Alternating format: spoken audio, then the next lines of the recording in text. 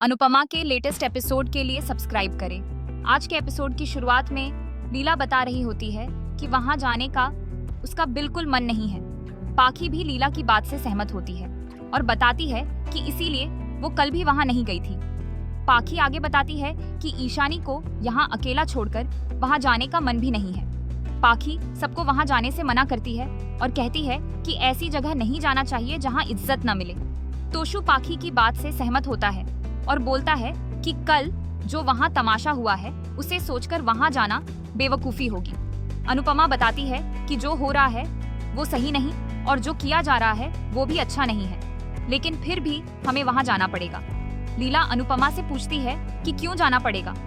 अनुपमा बताती है कि रिश्तों का दरवाजा बहुत छोटा होता है और उनमें सिर झुकाकर ही जाना होता है। अनुपमा सबको बताती है कि अगर हम वहां नहीं गए तो माही तो हमसे दूर हो जाएगी, लेकिन परी के वहां जाने की जो थोड़ी सी उम्मीद बची है वो भी चली जाएगी।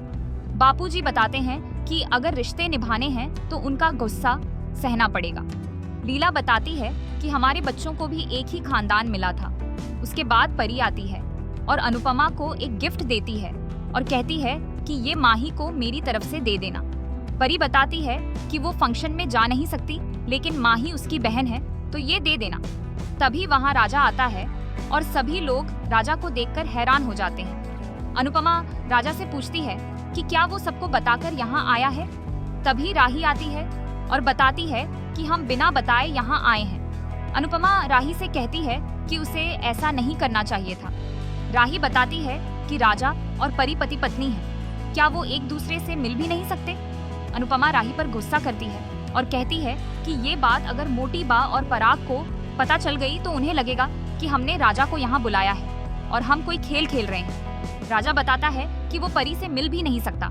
अनुपमा उसे बताती है कि वो मिल सकते हैं, लेकिन ये तरीका ठीक नहीं है। अनुपमा राही को बताती है कि वो राजा और परी की मदद कर रही है, लेकिन वो घर की बड़ी बहू है, उसे संभल कर चलना होगा। अनुपमा राजा से माफी मांगती है और कहती है कि वो यहाँ से चला जाए। राजा परी से कहता है कि वो बिल्कुल परेशान ना हो, वो घर में सबको मना लेगा और उसे वापस ले जाएगा। राजा कहता है कि मैं तुम्हारे बिना जी नहीं सकता। परी भी कहती है कि वो भी राजा के बिना नहीं जी सकती। राजा वहां से चला जाता है। अनुपमा राही से कहती है कि उसे ख्याल रखना होगा। अगर वो परी की चिंता करती है तो मुझे भी परी की चिंता है, लेकिन मुझे तेरी भी चिंता है।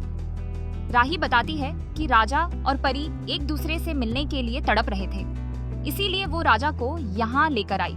राही गुस्से में होकर चली जाती है। अनुपमा परेशान होती है। उसके बाद राजा और राही घर आते हैं। तभी उन्हें पराग और मोटी बास मिलते हैं और मोटी बा उनसे पूछती है कि कहाँ गए थे। राही और राजा हैरान हो जाते हैं। राही बहाना बनाती है कि हम कपड़े लाने के लिए बुटीक गए थे।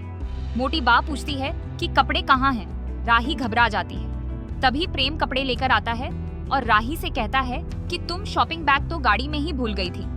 प्रेम राजा और राही को बैग्स देता है और सब चले जाते हैं। मोटी बा पराग से कहती है कि हल्दी की रस्म में शाह परिवार को परी और राजा के बारे में साफ साफ बता देना चाहिए। मीता परी को इस घर में नहीं लाना चाहती और हमें भी परी पसंद नहीं है।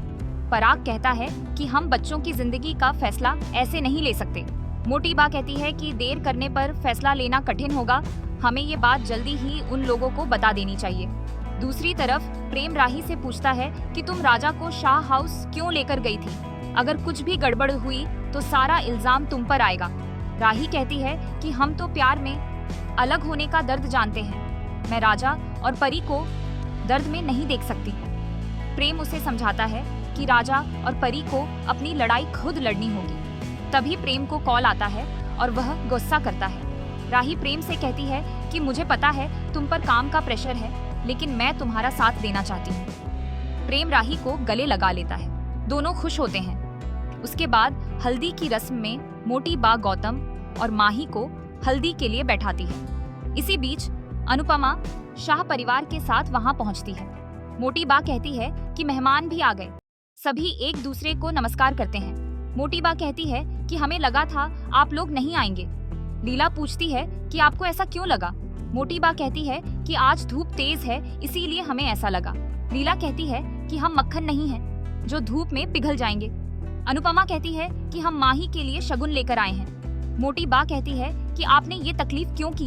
ये हमारे किसी काम का नहीं है। लीला कहती है कि ये देना हमारा काम है, आपको रखना है तो रखो, वरना आगे सरका देना।